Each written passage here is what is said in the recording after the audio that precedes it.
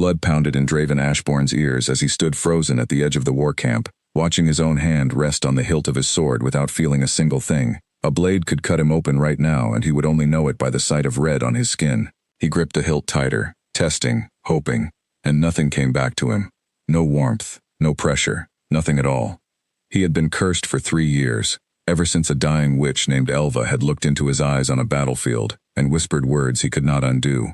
She had told him that a king who ruled through fear and steel had forgotten how to be a man, and so she would take from him the 2 senses that made him human: smell, touch. Gone in an instant, the moment her last breath left her body. Since that night, Draven had learned to rule through sight alone. He watched his soldiers for signs of fatigue instead of smelling exhaustion on their skin. He read faces instead of feeling tension in a handshake. He had built an entire kingdom of careful observation around a hollow center, and no one, not even his closest advisors, knew the truth. They believed their king had simply grown cold with age and duty. They did not know that inside, he was starving for something as simple as the warmth of another person's hand. A horn sounded in the distance, calling the camp to break formation. Draven turned from the ridge and walked back toward his tent, his boots crushing frost-covered grass beneath him without a whisper of sensation traveling up through his legs. Around him, wolves in human form moved briskly between fires, laughing, arguing, living. He envied every one of them. Inside his tent, his second-in-command, Edric, waited with a report clutched in one hand. "The border skirmish near Thistlewood has ended," Edric said. "Our scouts caught 2 of the raiders. The rest fled toward Corvin Pass." Draven took the report without truly seeing the words, his mind elsewhere, as it so often was these days. "Good. Double the watch tonight. I do not trust an enemy who runs before he is beaten." Edric studied him for a moment longer than necessary. "You look tired, my king."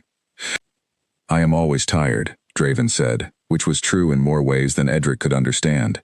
When his second-in-command left, Draven sat alone at his desk and stared at his own palm under the candlelight. He pressed his thumb hard into his opposite hand until the skin turned white, and still there was nothing. No ache, no warmth, just the dull, distant knowledge that pressure was occurring, reported to him only by sight, never by feeling. He had grown so used to this emptiness that some nights he forgot what it had once been like to feel the sun on his face, or a friend's hand on his shoulder. Other nights, the memory of feeling haunted him so completely that sleep would not come at all. He thought of asking Elva's surviving apprentice for help, but rumors said she had vanished into the northern hills years ago, and even if he found her, there was no guarantee she could undo what her mentor had done. Witches' curses were not simple locks with simple keys. They were built from intention, from emotion, from something far harder to reverse than steel or spell alone. The next morning, disguised in a plain soldier's cloak instead of his royal colors, Draven rode toward the border town of Millhaven, Freestad, so the aftermath of the skirmish himself. He preferred these quiet excursions. As a common soldier, no one bowed to him, no one watched his every expression for signs of weakness. He could simply exist, even if existing without feeling was its own kind of exhausting. Millhaven's market square buzzed with the noise of merchants calling out prices, children weaving between carts, and the occasional bark of a dog chasing scraps. Draven walked slowly through the crowd, his sharp eyes cataloging the town's mood, searching for any sign of unrest that might hint at deeper trouble along the border. That was when he saw her. She knelt beside an old man who had collapsed near a fruit stall, her hands moving with quick, practiced confidence as she checked his breathing and pressed gentle fingers to his wrist. Her hair was the color of autumn wheat, tied back in a simple braid, and her sleeves were rolled up to her elbows, stained faintly with herbs and dust. She spoke to the old man in a low, steady voice, calming him even as a small crowd gathered. "He only needs air and water," she said firmly to the onlookers. "Someone bring a cup and the rest of you step back and let him breathe." Her voice carried an authority that seemed far too large for her plain healer's dress. Draven found himself drawn closer, not out of any sense of duty, but out of simple curiosity. He had seen countless healers over the years, but something about the calm certainty in her hands made him want to watch a moment longer. As the old man was helped to his feet and led away by a relieved shopkeeper, the young woman rose and wiped her hands on her apron, letting out a breath. She turned, and for a fraction of a second, her shoulder brushed against Draven's arm as she moved past him. He felt it, not fully, not the way he remembered feeling things before the curse, but something, a faint whisper of pressure, warm and strange, like a memory trying to surface from beneath deep water. His breath caught in his throat. He turned quickly, searching for her in the crowd, but she had already moved on, weaving between market stalls with the easy familiarity of someone who had walked these streets her whole life. Draven stood rooted to the spot long after she disappeared from view, his mind racing. It could have been nothing, a trick of imagination, a man so starved for sensation that he invented what he desperately wanted to feel. And yet the memory of that brief contact lingered on his arm, like warmth from a fire he had long since stopped being able to feel. He asked a nearby merchant, keeping his voice casual, who the young healer was. "That's Ren," the merchant said, barely looking up from his stall. "Good girl, learned healing from her mother before the sickness took her. Keeps to herself mostly. Works out of the old healing house near the Eastern Well." Ren. Draven repeated the name silently, turning it over like a coin in his mind. He told himself he was simply curious about an anomaly, a possible clue toward breaking his curse. He told himself this was purely practical, a king investigating anything that might restore what he had lost. He did not entirely believe himself. That evening, he found reasons to linger in Millhaven longer than his duties required, telling Edric he wished to personally oversee the town's defenses, given its proximity to the recent skirmish. In truth, his eyes kept drifting toward the Eastern Well, toward the small stone building where lamplight flickered behind shuttered windows. He walked past the healing house twice before he worked up the resolve to knock. When the door opened, Ren stood there, wiping her hands on a cloth, faint surprise crossing her face at the sight of an unfamiliar soldier at her door so late in the evening. "Are you injured?" she asked, already reaching for a lamp to see him better. "No," Draven said, and then, searching quickly for a reason that would not betray the truth, added, "One of the wounded men from the skirmish speaks well of your work. I wanted to see if you needed any supplies sent from the camp." It was a thin excuse, and something in her expression told him she knew it too, though she did not press the matter. "That's kind," she said. "We could use more clean linens and willow bark, if it isn't too much trouble." "I'll see it done." She studied him a moment longer, tilting her head slightly, as though trying to place something unfamiliar about him. "You're not from Millhaven." "No," he admitted. "I travel with the king's forces." Something flickered in her eyes at the mention of the king, curiosity mixed with the faint wariness common folk often held toward soldiers, however polite. "Well, soldier," she said, a small, tired smile finally breaking through. "Thank you for the offer. Not many bother to ask what a healer needs. Most only ask what she can do for them." Draven found himself unexpectedly caught by that smile, small and simple as it was. He opened his mouth to respond, uncertain even what he intended to say, when her hand reached out briefly to steady the lamp swinging in the evening breeze, and her fingers grazed his own. The sensation hit him like a wave breaking against rock. Warmth. Real, undeniable warmth, spreading up through his fingers and into his palm, followed by the distinct, impossible pressure of her skin against his. His breath caught audibly, and he pulled his hand back so quickly that Ren blinked at him in confusion. "Are you all right?" she asked. "Fine," he managed, though his heart hammered against his ribs with a fierceness he had not felt in years, quite literally. "I should return to camp. I'll have the supplies sent by morning." He turned and walked away before she could ask further questions, before his own composure could crack entirely in front of a stranger. Only when he had put considerable distance between himself and the healing house did he stop, pressing his back against the cool stone wall of a nearby building, breathing hard, staring at his own hand as though it belonged to someone else entirely. For 3 years he had felt nothing. No warmth, no pain, no gentle touch, nothing at all. And now, twice in a single day, a healer from a border town he had visited on a whim had somehow reached through the wall of his curse and touched something real. He did not know what it meant. He did not know if it was coincidence, magic, or simple desperate imagination, finally cracking under years of strain. But he knew, with a certainty that unsettled him more than any battlefield ever had, that he needed to see her again. Above him, the stars glittered coldly over Millhaven, indifferent to the storm quietly building in the heart of a king who had forgotten, until tonight, what it meant to hope. Draven did not sleep that night. He lay in his tent, staring up at the canvas ceiling, replaying the brief moment again and again in his mind, trying to determine whether it had been real, or simply the cruel trick of a starving imagination. By the time dawn broke over the camp, he had made his decision. He would return to Millhaven, not as a curious soldier passing through, but with a purpose he could not yet fully explain to anyone, least of all himself. He summoned Edric before the sun had fully risen. "I want a healer brought to the castle," he said, keeping his tone even, practical, the voice of a king making a logistical decision, rather than a man chasing a feeling he barely understood. "Our physicians are stretched thin with the wounded, from the border skirmishes. There is a healer in Millhaven, a young woman named Ren. skilled enough that the townsfolk speak well of her. Send for her. Edric raised an eyebrow slightly, though he did not question the order aloud. As you wish, my king. Shall I offer payment or compel her service? Payment, Draven said quickly. Fair payment. She is not a prisoner. Of course. 2 days later, Ren arrived at the castle gates, escorted by a small guard detachment, her healing satchel slung over one shoulder, and an expression of careful, guarded curiosity on her face. She had clearly expected a grand physician's chamber filled with important men in fine robes, not the sprawling, half-empty castle wing where wounded soldiers rested on simple cots.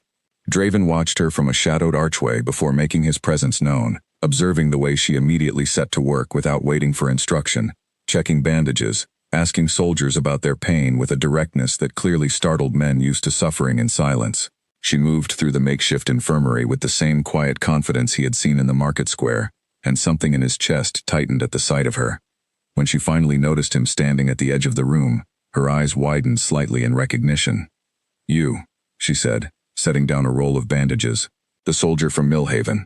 Not quite, Draven admitted, stepping fully into the light. He had exchanged his plain cloak for the deep blue and silver of his royal house, and he watched understanding dawn slowly across her face. You're the king, she said, not quite a question. Draven Ashbourne, he confirmed. I apologize for the deception. It is easier to move among my people without the weight of a crown drawing every eye. To her credit, Ren did not immediately bow or stammer the way most did upon learning they had been speaking casually with royalty. Instead, she studied him with narrowed eyes, some careful calculation working behind her expression. And you brought me here because a common soldier told you good things about my work? Among other reasons, Draven said, which was truthful enough without revealing the whole of it. She did not press further, though he could tell she filed the answer away as incomplete. Well, Your Majesty, she said, turning back to her patients. If you've brought me here to work, then let me work. Talking does not heal wounds. Draven found himself almost smiling at her bluntness, a small crack of warmth in a face that had long since learned to remain unreadable. Over the following days, he made a habit of visiting the infirmary under the guise of checking on his soldiers, watching Ren move between cots with tireless dedication. She scolded stubborn men who refused rest, coaxed frightened younger soldiers through painful treatments with gentle humor, and worked long past when any reasonable person would have called it enough for one day.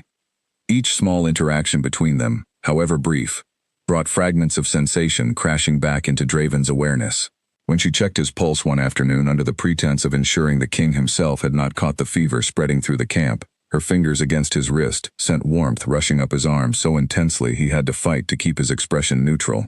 When her sleeve brushed his hand as she reached past him for a jar of salve, the fabric's texture registered against his skin for the first time in years, rough and real and utterly overwhelming. He began finding excuses to be near her. He requested her opinion on the ventilation of the infirmary, though he cared little for the answer. He asked her to accompany him on brief walks through the castle gardens under the guise of discussing supply needs for the healing wing. Each excuse was thinner than the last, and he suspected Ren saw through most of them, though she never called him out directly, perhaps out of respect for his crown, or perhaps, he allowed himself to hope, out of some curiosity of her own. You watch me strangely, she said one evening as they walked along a stone path lined with late-blooming flowers, the last golden light of sunset stretching long shadows across the garden. Like you're trying to solve a puzzle. Draven considered lying, considered deflecting with some polite excuse about a king's natural wariness. Instead, something in her steady gaze made him hesitate, made him want, for the first time in years, to tell someone the truth. You make me feel things I have not felt in a very long time, he said quietly, the words slipping out before he could stop them. Ren stopped walking, turning to face him fully, her expression unreadable in the fading light. What kind of things? He hesitated, torn between the desperate urge to explain everything and the fear of what she might think, or worse, what danger the truth might place her in if his enemies learned of it. It is difficult to explain, he said finally. I have an old affliction. It affects my senses. There are things I cannot feel, cannot smell, that most people take entirely for granted. Concern immediately softened her expression, the careful distance she had maintained since arriving at the castle cracking slightly. Since when? 3 years. That must be incredibly difficult, she said, and there was no pity in her voice, only genuine understanding, the practiced empathy of someone who had spent her life easing the suffering of others. Have healers examined you? Perhaps there is a treatment, herbs or... It is beyond conventional healing, Draven said gently, cutting off her well-meaning suggestions before she could waste effort on remedies that would never work. Trust me when I say I have sought every answer available to me. Ren studied him for a long moment, clearly sensing there was more to the story than he was willing to share, yet respecting the boundary he had drawn without pushing further. Then I am sorry, she said simply. No one should have to live without feeling the world around them. Her hand reached out instinctively, resting gently on his forearm in a gesture of simple comfort, the kind she likely offered countless patients without a second thought. But for Draven, the warmth of her palm through the fabric of his sleeve sent a jolt of sensation so powerful that his breath caught audibly in his throat. Ren noticed immediately, her brow furrowing in concern. "Did that hurt you?" "No," he said, his voice rougher than intended. "The opposite, entirely." Confusion flickered across her face, though something else replaced it a moment later, something softer, more curious, as she studied the strange intensity in his eyes. Neither of them spoke for a long moment, the garden around them falling into comfortable silence as the last light of evening faded into the soft blue of dusk. Neither noticed the figure watching them from a castle window above, dark eyes narrowed with calculating interest at the sight of the king lingering so long, so intently, with a healer of no noble blood. Kale, cousin to the king and long resentful of standing forever in Draven's shadow, turned from the window with a slow, thoughtful smile spreading across his face. A distracted king, he mused, was a vulnerable king, and vulnerability, in the right hands, could be shaped into opportunity. Below in the garden, unaware of the eyes watching them, Draven and Ren continued walking together beneath the darkening sky, each unaware of just how much was beginning to shift around them, and how much both would soon stand to lose. Word of the king's growing attachment to the healer from Millhaven spread through the castle faster than either Draven or Ren realized. Servants whispered in kitchens about how often the king visited the infirmary long after his soldiers had healed. Guards traded knowing glances when he requested Ren's presence at meals meant only for close advisors. What had begun as quiet curiosity among the staff soon hardened into something sharper among the ambitious few who saw opportunity in every shift of power. Kale made it his business to encourage the whispers. He said little directly against Ren, careful never to attach his name too closely to gossip that could be traced back to him. But he was skilled at planting a single doubtful word in the right ear and letting it grow on its own. To one advisor he mentioned quietly that a king distracted by matters of the heart made poor decisions in matters of war. To another he wondered aloud whether a healer of common blood, however skilled, truly belonged so close to the throne's inner circle. It did not take long before Edric, ever loyal but equally practical, approached Draven with concern written plainly across his face. "The council grows uneasy," Edric said one morning, as Draven reviewed border reports in his private study. "They see how often you seek out the healer's company. Some wonder if your judgment is being clouded." Draven did not look up from the reports immediately, though his jaw tightened. "My judgment remains entirely my own, Edric. I would think you, of all people, would trust that after years at my side." "I do trust you," Edric said carefully. "But trust does not silence a council eager for reasons to question you. You know this as well as I do." Draven set down the reports, finally meeting his advisor's steady gaze. "What would you have me do? Banish a woman for the crime of healing my soldiers well?" "I would have you be careful," Edric said simply. "That is all. Careful men keep their crowns. Reckless ones lose them, along with everything they hope to protect." The warning settled uncomfortably in Draven's chest, long after Edric left the study. He knew his advisor spoke from loyalty, not malice, yet the words carried a truth he could not entirely dismiss. He was a king first, bound by duty to a pack of thousands who depended on his stability. Whatever strange, fragile thing was growing between himself and Ren could not be allowed to become a weapon in the hands of those who wished to see him weakened. That evening he found Ren in the castle's small herb garden, gathering sprigs of chamomile and mint by the last light of dusk. She looked up as he approached, offering a small smile that had become achingly familiar to him over the past weeks. "You look troubled," she said, setting down her basket. "The council grows restless," he admitted, choosing honesty over evasion, though he kept the deeper truth of his curse and his growing feelings carefully guarded still. "They question why the king spends so much time in the company of a healer." Ren's expression shifted, wariness creeping into features that had grown steadily more open around him in recent weeks. "And what do you tell them?" "That my time is my own to spend as I see fit," Draven said firmly. "But I fear my presence here places a burden on you that you did not ask for. If the council turns its suspicion toward you directly, your safety could—" "I can manage suspicion," Ren interrupted, though a flicker of uncertainty crossed her face despite the confidence in her voice. I have managed worse. My family was never favored by nobles, Your Majesty. I grew up learning how to survive whispers. This is different, Draven said quietly. These are not village whispers. These are men with power. Men who would see any perceived weakness in me as opportunity. Ren studied him carefully, some unspoken understanding passing between them. Then perhaps I should return to Millhaven, she said finally, her voice quieter than before. Before I become a liability you cannot afford. The suggestion struck Draven with unexpected force, panic rising sharp and immediate in his chest at the mere thought of her walking away, of returning to a life without the fragile threads of sensation she had reawakened in him after 3 years of aching emptiness. He stepped forward before he could stop himself, his hand catching her wrist gently. No, he said, more urgently than he intended, the single word carrying far more weight than a king's casual request should have held. Ren's eyes widened slightly at both his tone and his touch, and Draven immediately felt the familiar rush of warmth traveling up through his fingers where they held her wrist, the sensation as overwhelming now as it had been the very first time in the market square weeks ago.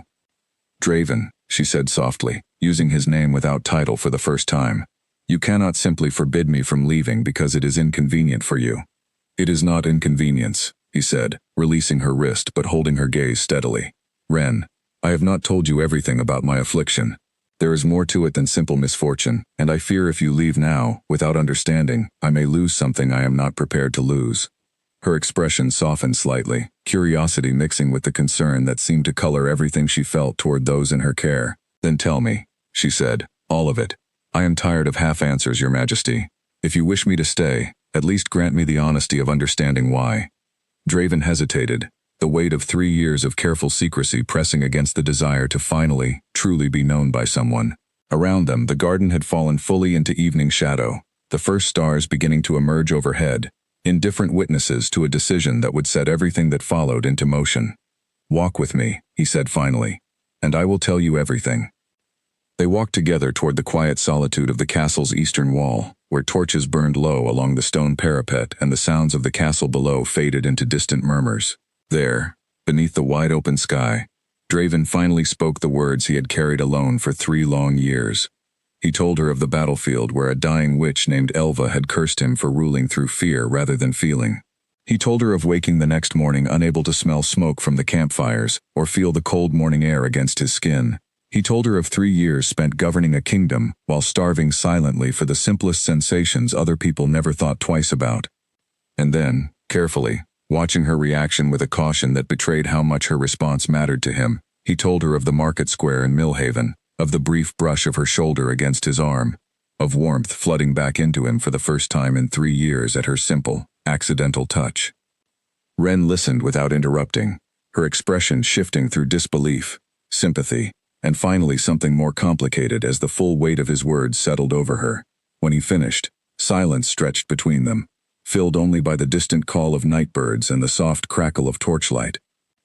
You believe I am somehow connected to breaking your curse, she said finally, not quite a question. I do not know what I believe, Draven admitted. I only know that for 3 years I felt nothing, and since meeting you, I have felt more than I thought possible. I do not know if that makes you a cure, a coincidence, or something else entirely. But I know I am not willing to let you walk away from Millhaven without understanding why I have been so insistent on keeping you close. Ren was quiet for a long moment, processing everything he had shared, her healer's mind clearly working through the strange puzzle of a curse that defied every remedy she knew. This is a great deal to carry alone, she said finally, softer now. I am sorry you have suffered this in silence for so long. I am not asking for pity, Draven said. I know, Ren said. I am simply telling you the truth, the way you have finally told me yours. She reached out then, her hand resting lightly against his own where it rested on the stone parapet, and though the gesture was small, simple, entirely without grand declaration, Draven felt warmth spread through him so completely that his breath caught audibly in the quiet night air. Neither of them noticed, in that private moment beneath the stars, the shape of a servant loyal to Kale slipping quietly away from the shadows near the garden wall, carrying word of everything overheard back toward a cousin who had been waiting patiently for exactly this kind of opportunity. In the days that followed, something shifted openly between Draven and Ren, a quiet understanding neither of them tried to hide any longer, at least not from each other. She no longer flinched when their hands brushed while she checked his pulse under some flimsy pretense of illness. He no longer invented excuses to explain why he sought her company, choosing instead simply to seek it, openly, unapologetically, as though daring the council to say something directly to his face. Ren, for her part, found herself thinking of him at strange hours, remembering the vulnerability in his voice as he had described 3 years of silence and emptiness. She had healed countless wounds in her years as a healer, cuts and fevers and broken bones, but never before had she encountered a wound quite like his, one that lived entirely beneath the surface, invisible to every remedy she had ever learned. She began, without fully realizing it, to test the boundaries of what her presence could do for him. During quiet afternoons in the castle library, she would rest her hand against his arm as she pointed out passages in old medical texts, watching carefully for the flicker of surprise that crossed his face each time sensation rushed back into him. During evening walks through the garden, she found reasons to walk close enough that their shoulders brushed, curious, and increasingly fond of the way his breath would catch softly each time. "You are testing me," Draven observed one evening, amusement threading through his usually measured voice as her fingers deliberately grazed his own, while she handed him a cup of tea. "I am a healer," Ren said, feigning innocence poorly. "It is my nature to understand what heals and what does not." "And what have you concluded?" She considered the question seriously, tilting her head as she studied him in the candlelight of his private study. "I have concluded that whatever connects us, it grows stronger the more time we spend together. Each touch seems to reach a little further than the last."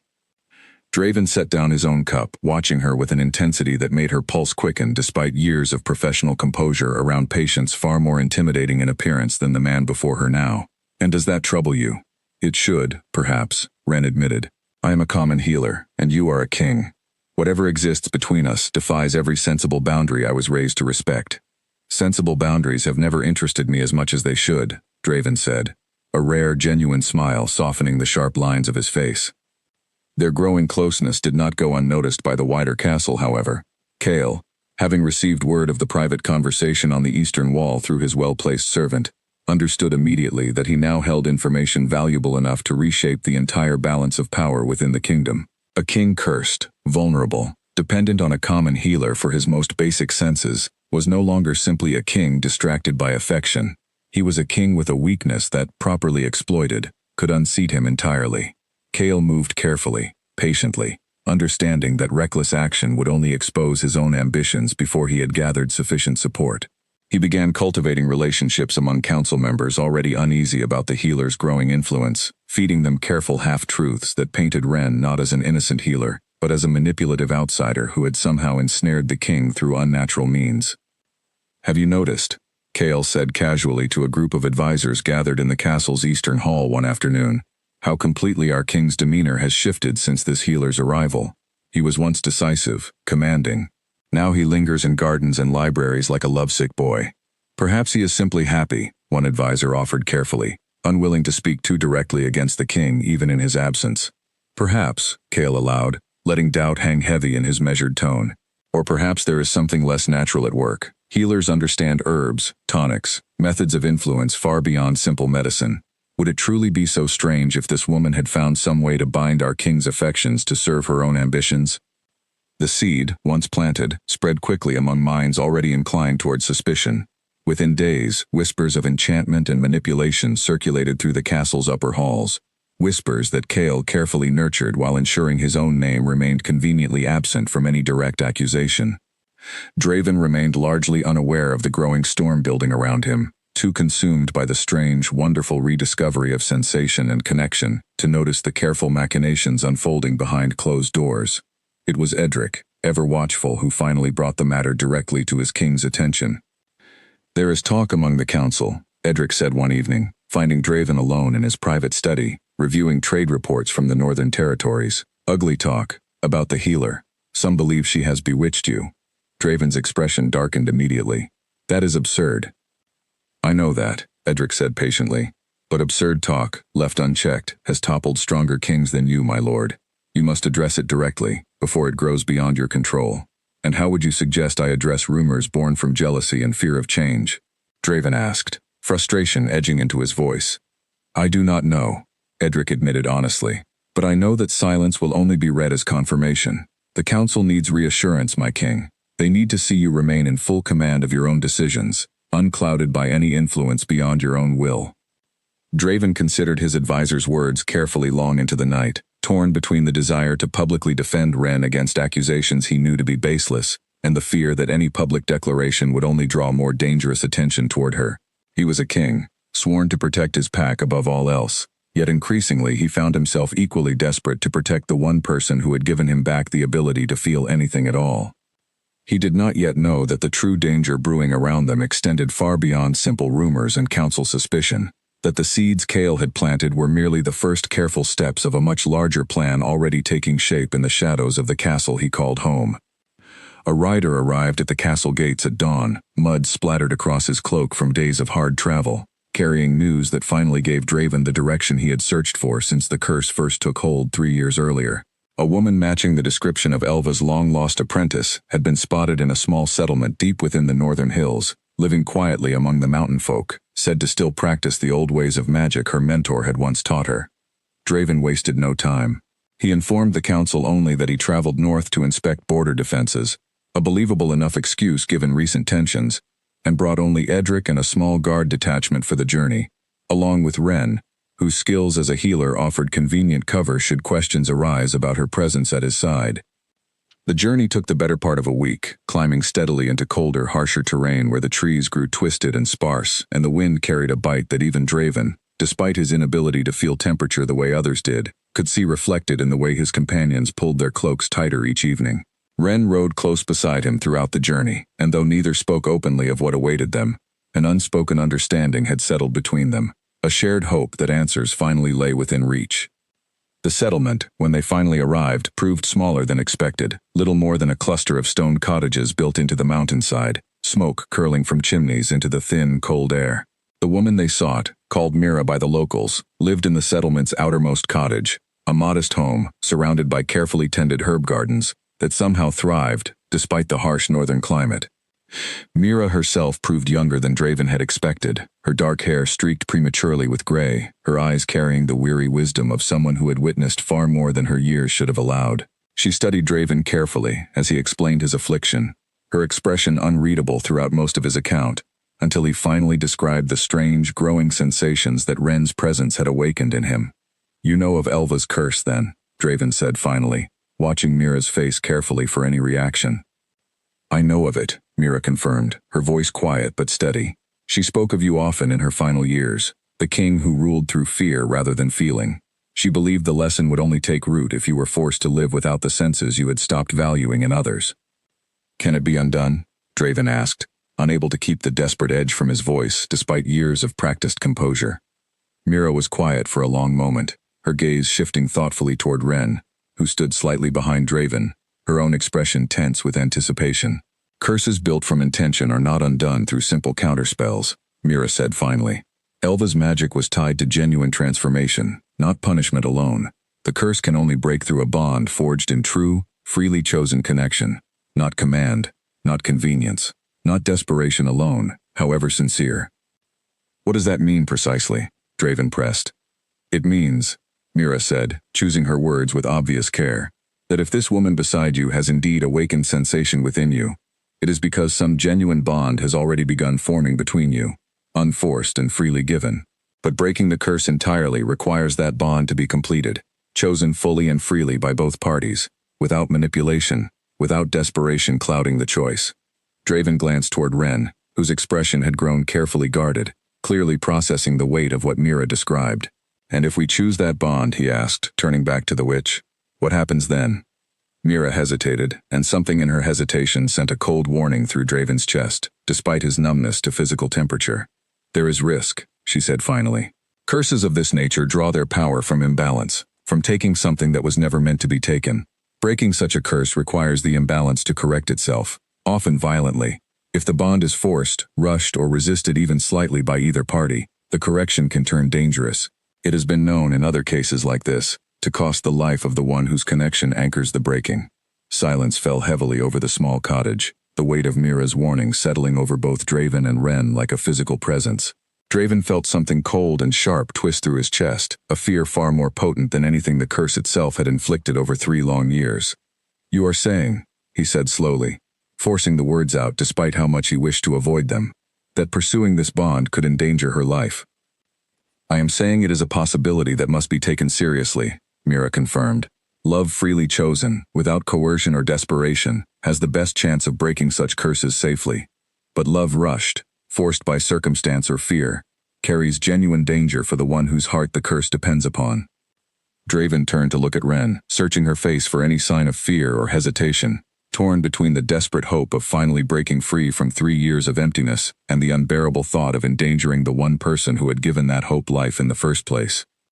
I did not ask for this burden to fall upon you, he said quietly, once they had left Mira's cottage and begun the journey back down the mountain path, the guard detachment trailing at a respectful distance behind them. You did not choose this curse either, Ren replied, her voice steady despite the uncertainty clearly written across her expression. None of this was anyone's choice, save Elva's, and she is long gone from this world. That does not make the risk to you any less real, Draven said, frustration and fear tangled together in his voice. I cannot in good conscience pursue something that might cost you your life, Ren. I would rather remain cursed forever than see harm come to you because of my desperation to feel whole again. Ren stopped walking, turning to face him fully on the narrow mountain path, her expression fierce despite the vulnerability underlying her words. That decision is not entirely yours to make alone, she said firmly. I am not a fragile thing to be protected from every possible danger without my own voice in the matter. If there is a choice to be made here, it belongs to both of us. Draven studied her for a long moment, torn between admiration for her strength and terror at what continuing this path might ultimately demand of her. Then promise me this, he said finally. Promise that whatever we decide, it will be decided together, with full understanding of the risk, and never out of pressure or desperation alone. I promise, Ren said softly. But even as they made their way back toward the castle, the weight of Mira's warning settled heavily over Draven's heart, planting a seed of fear that would soon drive him toward a decision he believed, in his desperation to protect her, was the only way to keep Ren safe from a danger of his own making. Draven returned from the northern mountains a changed man, though not in the way anyone in the castle expected. Where once he had sought Ren's company at every opportunity, he now found reasons to avoid her entirely, retreating instead into long hours of council meetings and solitary walks along the castle's outer walls. He told himself it was protection, not rejection, that keeping distance between them was the only way to prevent the dangerous bond Mira had described from deepening any further before he found a safer path forward. Ren noticed the shift immediately, though she said nothing at first, assuming perhaps that the journey and its heavy revelations had simply left him needing time to process everything Mira had shared. But as days turned into a full week, and Draven's distance only grew more pronounced, confusion gave way to hurt, and hurt slowly hardened into something closer to resentment. You have not visited the infirmary in 8 days, she said finally, catching him in a castle corridor as he attempted, unsuccessfully, to avoid her entirely. I have been occupied with council matters, Draven said, keeping his voice carefully neutral, avoiding her eyes in a way that felt entirely unlike the man who had once sought every excuse to be near her. You have been avoiding me, Ren corrected, her voice sharper now, wounded pride bleeding into her words despite her attempts to maintain composure. I am not foolish, Draven. I can see plainly when someone no longer wishes for my company. That is not what this is, Draven said, though even as the words left his mouth, he recognized how hollow they sounded, given his behavior over the past week. Then what is it? Ren pressed. You spoke of choosing this together, of never letting pressure or fear dictate our path. And now, days after hearing of the danger involved, you simply vanish from my presence entirely without explanation. Forgive me if that feels remarkably like a decision made without my voice at all. Draven closed his eyes briefly, torn between the desperate urge to explain the fear consuming him and the equally desperate belief that distance, however painful, remained the safest path for her well-being. I am trying to protect you, he said finally. By abandoning me? Ren's voice cracked slightly, betraying the depth of hurt beneath her anger. That is not protection, Draven. That is cowardice, dressed in noble intention. The word landed harder than he expected, and for a moment, anger flared hot in his chest, quickly extinguished by the recognition that she was not entirely wrong. I cannot risk your life, he said, quieter now. Mira warned us clearly. If this bond deepens further and something goes wrong, if I have somehow forced or rushed what should be freely chosen, you could be the one who pays the price. I would rather live cursed forever than carry that guilt. And what of my choice in the matter? Ren asked, her eyes bright with unshed tears she refused to let fall in front of him. You promised we would decide together. Instead, You have decided alone, on my behalf, without so much as asking what risk I am willing to accept for myself. Draven had no answer for that, no defense against the simple, painful truth of her words.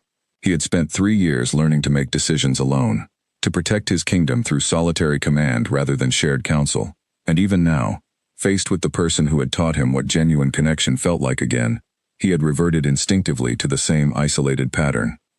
"I need time," he said finally, though the words felt inadequate even as he spoke them.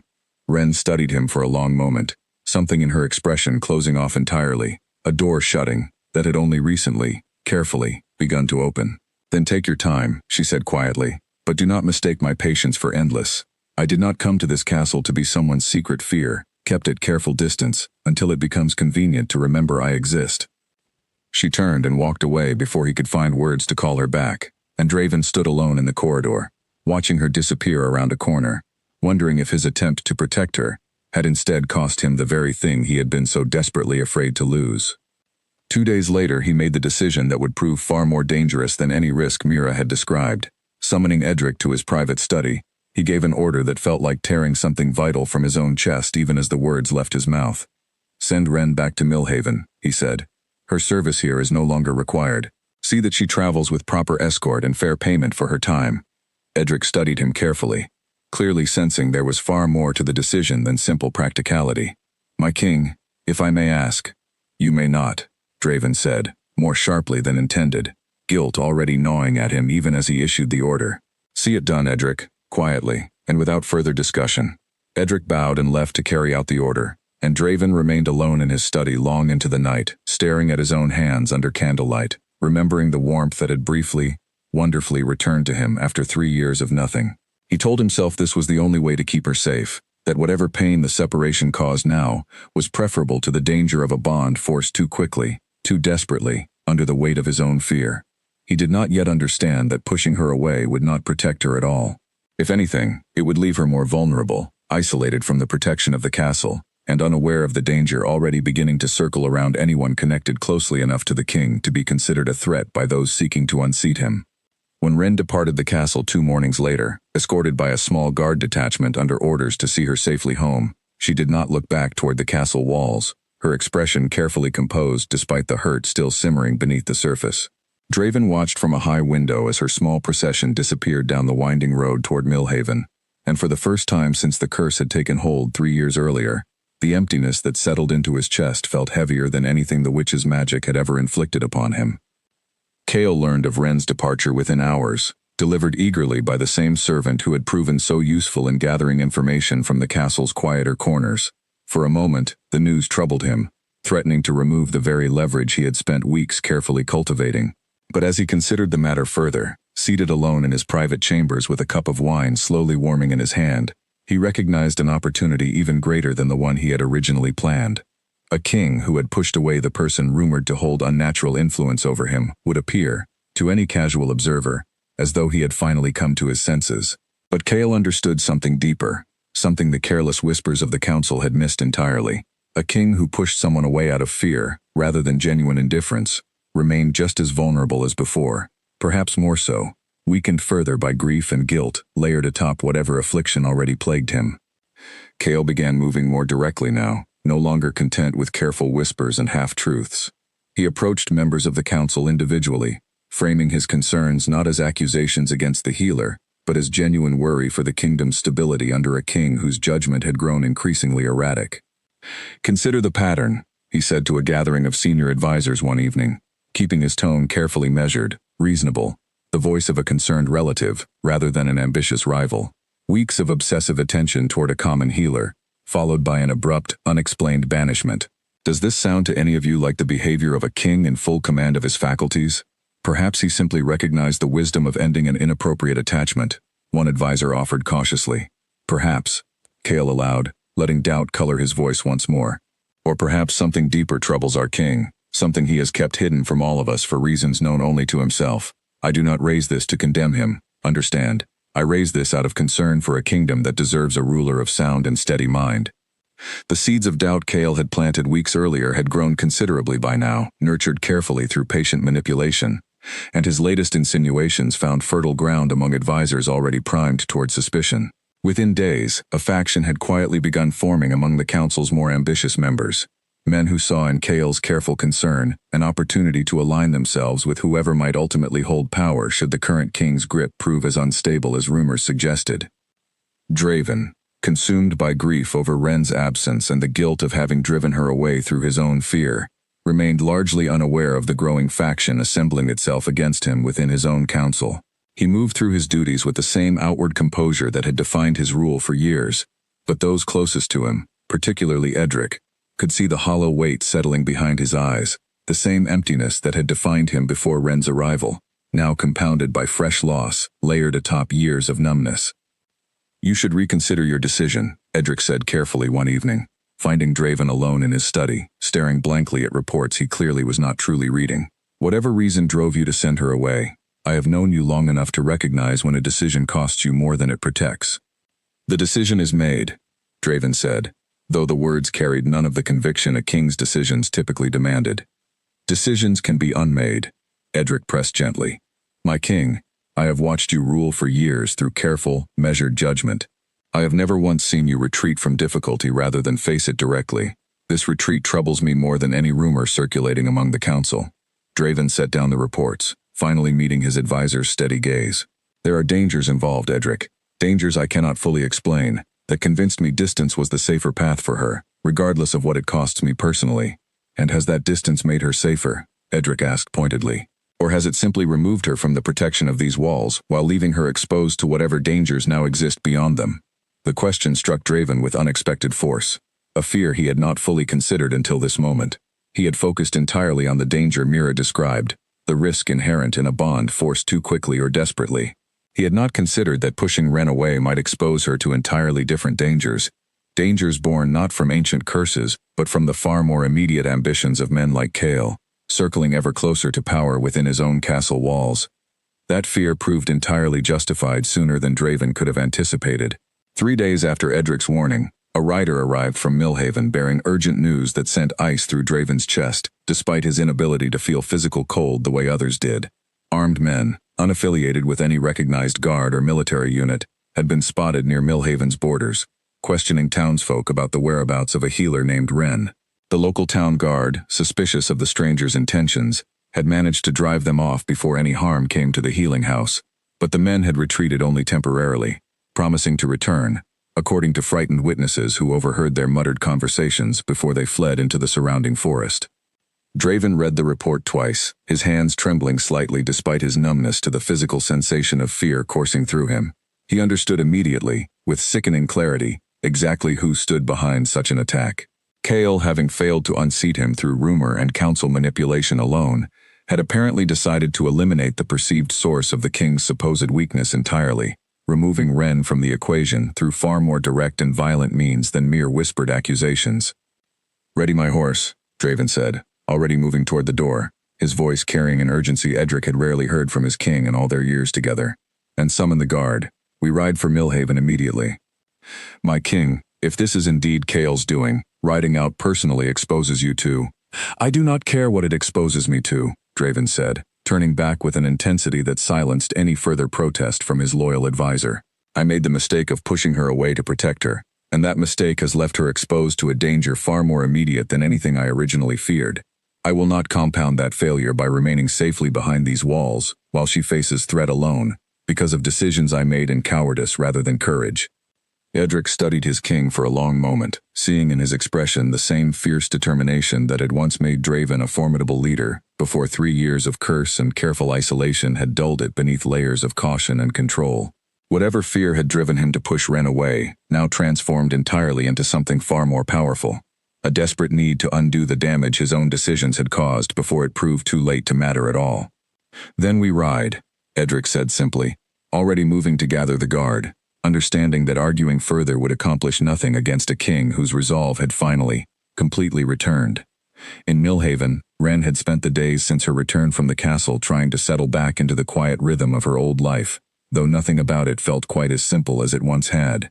She threw herself into her work with even greater intensity than before, treating every scraped knee and stubborn fever as though the effort might somehow fill the hollow space that had settled in her chest since leaving the castle behind.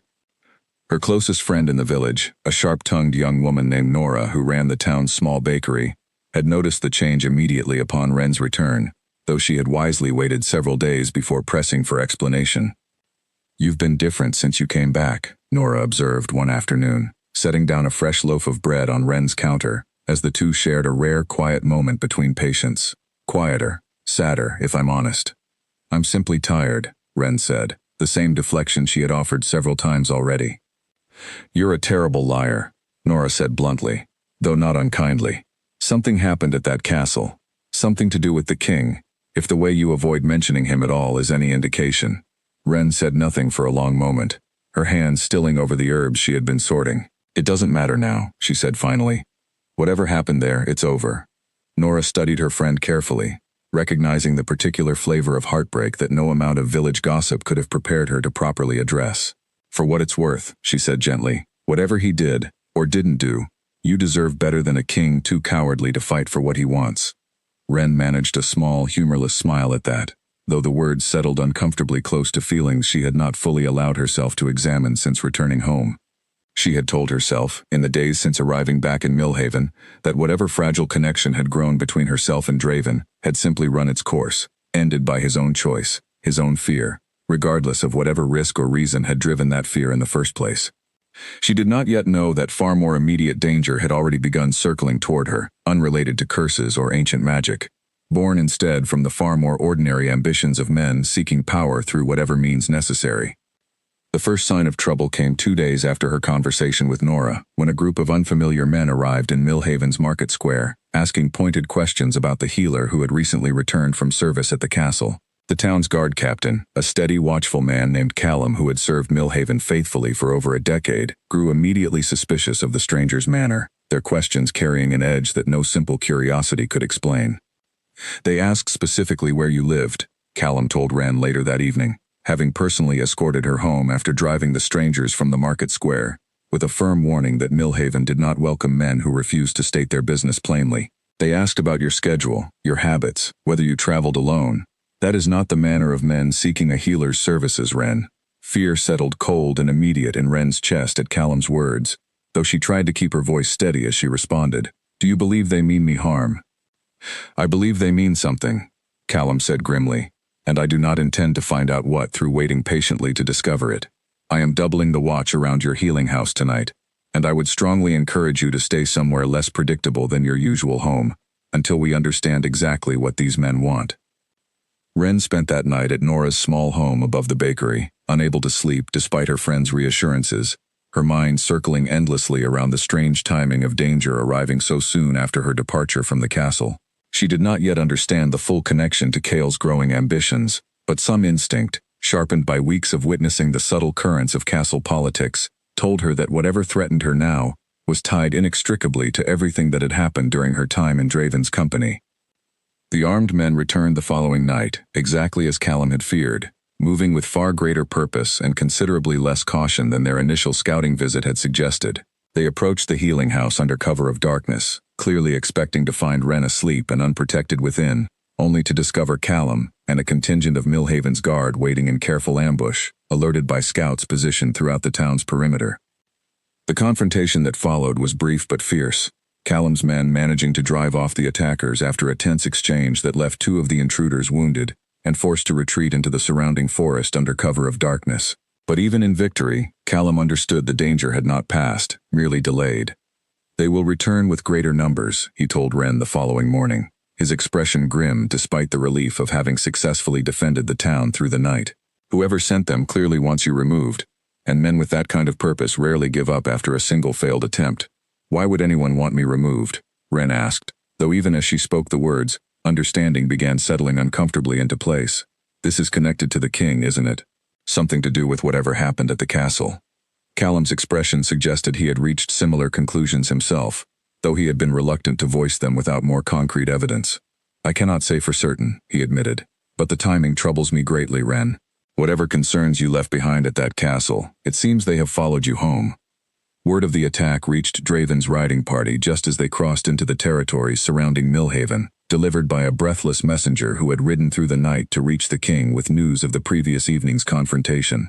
Draven's expression darkened considerably as he absorbed the details, his hands tightening around his horse's reins with a fierceness that would have been painful had he retained any ability to feel such sensation. "How far to Millhaven?" he demanded, already spurring his horse forward before the messenger had fully finished his account. "Half a day's ride, my king, if we push the horses hard." "Then we push them," Draven said, urgency carrying through every word. "I will not arrive to find we were half a day too late to prevent whatever comes next." Behind him, Edric exchanged a worried glance with the small guard contingent accompanying them, recognizing in his king's expression something he had not witnessed in the 3 years since Elva's curse had first taken hold.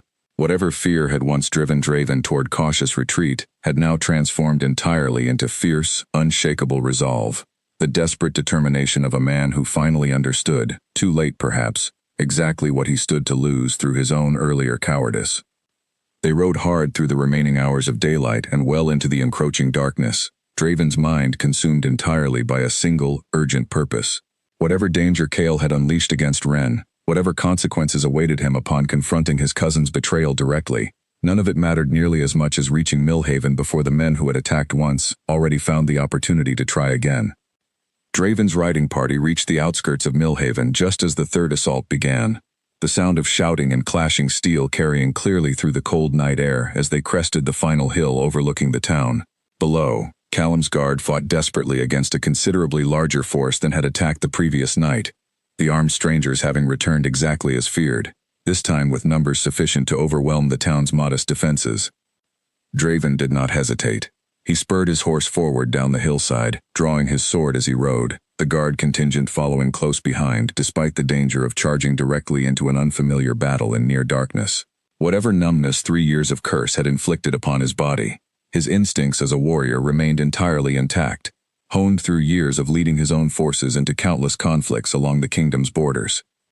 He found Ren near the healing house, positioned behind Callum and a small cluster of defenders fighting to hold the entrance against 3 armed men pressing forward with clear intent to breach the building entirely. Relief and terror crashed through Draven simultaneously at the sight of her, alive but clearly in immediate danger, her face pale with fear despite the steady composure she maintained while helping Callum's wounded men retreat toward whatever safety the healing house could offer. Draven crashed into the fight with the fury of a man who had spent weeks drowning in guilt over decisions that had led directly to this moment, his sword moving with practiced precision as he engaged the attackers pressing hardest against the healing house entrance. He fought without regard for the numbness that prevented him from feeling pain or fatigue, his focus narrowed entirely to the singular purpose of clearing the immediate threat surrounding Ren before anything worse could happen. The fight proved brief but intense, Draven's arrival turning the tide decisively as his guard contingent joined Callum's exhausted defenders in overwhelming the remaining attackers. Within minutes, the surviving intruders broke and fled into the darkness beyond the town's edge, leaving behind several wounded companions who quickly surrendered rather than face continued combat against reinforced defenders. Draven turned immediately toward Ren the moment the immediate danger passed, his sword still in hand, his chest heaving with exertion he could see but barely feel through the curse's persistent numbness. She stood frozen for a moment, staring at him with an expression caught between relief and lingering hurt from the manner of their parting weeks earlier. "You came," she said finally, her voice barely above a whisper. "I should never have sent you away," Draven said, closing the distance between them without hesitation, years of careful restraint finally abandoned entirely. "I told myself I was protecting you from a danger I understood, and in doing so, I left you exposed to a danger far more immediate and just as deadly. That was my failure, Ren, not yours, and I am sorrier for it than words can properly express." "Who sent these men?" Ren asked, though something in her expression suggested she had already reached her own conclusions. "My cousin," Draven said grimly. "Chaol has wanted my throne for years, and he saw in our connection an opportunity to weaken me. I should have recognized his ambitions long before they cost you this danger." Ren studied him carefully, the fear and adrenaline of the recent battle still coursing visibly through her, mixed now with something more complicated as she processed everything he had just revealed. "And what of the danger Mira warned us about?" she asked. "The risk to my life if our bond forms too quickly, too desperately. Have you forgotten that entirely in your rush to make amends?" "I have not forgotten," Draven said, his voice steady despite the vulnerability of what he was about to say. "But I have spent these past weeks learning something far more important than the danger Mira described. I learned that pushing you away out of fear caused you greater harm than any bond between us ever could have. I learned that protecting you through distance was never protection at all, merely cowardice disguised as caution. He reached for her hands then, holding them gently despite the chaos of the recently ended battle still settling around them, wounded men being tended to nearby, Callum organizing the town's remaining defenses against any possible further assault. I love you, Draven said simply, the words carrying a weight and sincerity that silenced whatever protest Ren might have offered. Not out of desperation to break my curse, though I will not pretend that hope does not exist somewhere within me. I love you because you taught me, after 3 years of numbness, what it truly means to feel something real again. Whatever risk exists in choosing that love fully, I would rather face it standing beside you than continue living safely, numbly, apart from you. Ren's eyes filled with tears she no longer tried to hold back, the accumulated weight of weeks of hurt, fear, and longing finally breaking free entirely. I was so angry with you, she admitted softly, and so afraid, these past 2 nights, wondering if I would survive long enough to ever have the chance to be angry with you again. I am here now, Draven said, and I am choosing you, fully, freely, without fear driving that choice any longer. If you will still have me, despite everything my cowardice cost us both. Ren studied him for a long moment, searching his face for any remaining doubt or hesitation, finding instead only steady, sincere resolve. I choose you too, she said finally, her voice growing stronger with each word. Freely, fully, without fear of whatever risk that choice might carry. She reached up then, her hand cupping his face gently, and as their lips finally met in the chaos and quiet aftermath of battle, something extraordinary happened, a rush of sensation crashing through Draven so completely and suddenly that he gasped audibly against her mouth. Warmth flooded through every part of him, the scent of smoke and cold night air, and Ren herself suddenly overwhelming his senses after 3 long years of complete absence. Pain from the battle's exertion registered fully for the first time, alongside the far sweeter sensation of her hands against his skin, her breath against his own, every single sense returning to him in one overwhelming, beautiful moment. Draven pulled back slightly, staring at Ren with wide, disbelieving eyes. Tears he could finally, fully feel streaming down his face. I can feel everything, he said, his voice breaking with the sheer weight of 3 years finally, completely lifted from his shoulders. Ren, I can feel everything again. Ren laughed through her own tears, relief and joy mixing together as she pulled him into a tight embrace, feeling him hold her back with a fierceness that spoke to sensation fully restored. Around them, Callum and the remaining defenders watched in quiet astonishment, understanding perhaps only partially what they had just witnessed, but recognizing clearly enough that something profound had shifted in the space of a single moment between their king and the healer who had somehow, impossibly, given him back everything a dying witch's curse had taken from him 3 years earlier. The curse, born from imbalance and taken through force, had finally corrected itself through a bond freely chosen, freely given, exactly as Mira had described. And though danger still awaited them in the form of Kael's continued ambitions back at the castle, for this single, extraordinary moment, Draven Ashbourne stood fully restored, fully feeling, fully alive for the first time in 3 long years. The return journey to the castle carried an entirely different weight than the desperate ride toward Millhaven days earlier. Draven rode beside Ren rather than ahead of the party, savoring every sensation he had spent 3 years forgetting, the wind against his face, the warmth of sunlight breaking through morning clouds, the simple, profound comfort of Ren's hand resting against his own whenever the road allowed them to ride close together. But beneath the joy of restored sensation, a clear purpose steadied Draven's resolve as the castle finally came into view along the horizon. Kael's betrayal could not go unanswered, not simply for the sake of Draven's own throne, but for the safety of everyone within the kingdom who might otherwise suffer under a ruler willing to employ hired violence against innocent civilians to satisfy his own ambitions. Edric had ridden ahead upon their approach to alert the castle guard of the king's return, and by the time Draven's party crossed through the main gates, word had already spread that the wounded attackers captured in Millhaven had confessed, under careful questioning, exactly who had commissioned their assault against the healer. Draven called the full council into immediate session upon his return, still travel-worn from the journey, Ren standing quietly but visibly at his side, a deliberate statement in itself given the whispers that had circulated in her absence. Kael, summoned along with the rest of the council, entered the chamber with practiced composure, though something flickered briefly across his expression at the sight of Ren standing openly beside the king he had believed successfully weakened by recent events.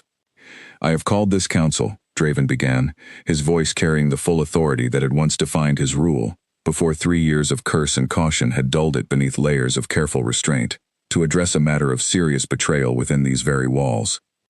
He proceeded to lay out the evidence methodically, the confessions of the captured attackers, the trail of payment leading back through intermediaries to Cale's own household treasury, the pattern of careful rumor and manipulation that Edric's own investigation had uncovered once suspicion turned properly toward the true source of the council's growing unrest.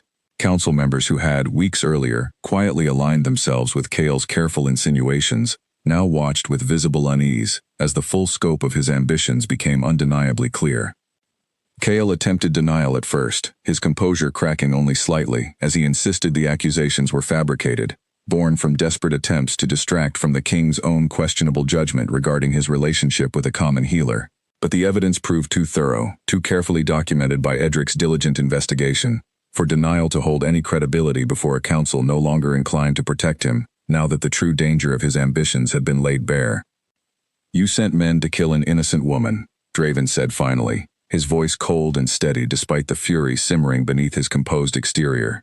"Not out of any genuine concern for this kingdom's stability, but to eliminate a perceived threat to your own ambitions for my throne. That is not the action of a loyal cousin, Cale. That is the action of a traitor." Cale's final attempts at deflection crumbled entirely under the weight of accumulated evidence, and the council, having witnessed firsthand the true cost of the doubts he had so carefully cultivated among them, offered no further support for his position. Draven, tempered by his own recent experience with fear-driven decisions made in haste, chose banishment over more severe punishment, stripping Cale of his title and lands and exiling him permanently beyond the kingdom's borders, a mercy that Cale himself likely would not have extended had their positions been reversed. With the immediate threat resolved, and the council's confidence in his judgment restored through the clear, decisive handling of Cale's betrayal, Draven turned his attention toward the future he wished to build, one no longer defined by numbness or careful isolation, but by the full range of sensation and connection that Ren had helped restore to him. He did not wait long to make his intentions known publicly. Within weeks, a formal announcement spread throughout the kingdom, declaring that Ren, healer of Millhaven, would stand not merely as the king's companion, but as his equal and future queen, chosen freely and fully through a bond that had broken a 3-year curse, and restored to their king everything a dying witch's magic had once taken from him.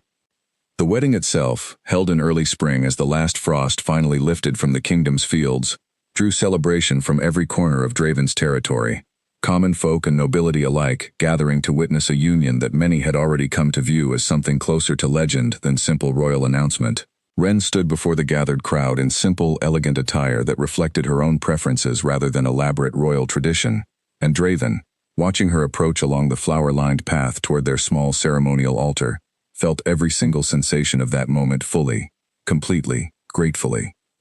The scent of spring blossoms carried on the breeze, the warmth of sunlight against his skin, the steady, powerful beat of his own heart as Ren finally reached his side, her hand slipping into his own with the same simple confidence that had first drawn his attention in a crowded market square months earlier. "Do you remember," Ren whispered, just before the ceremony formally began, "when you told me a common soldier had spoken well of my healing skills?" "I remember every lie I told you that day," Draven admitted quietly, a small smile breaking through his composed expression. "Every single one, in service of an excuse to remain close to you a little longer." "I forgive you for the lies," Ren said, squeezing his hand gently. "Every single one of them led us here, after all." As their ceremony proceeded, witnessed by a kingdom finally at peace under a ruler who governed now through genuine feeling rather than distant, calculated observation, Draven Ashbourne understood fully, completely, the lesson Elva's curse had ultimately taught him, however painfully it had been delivered.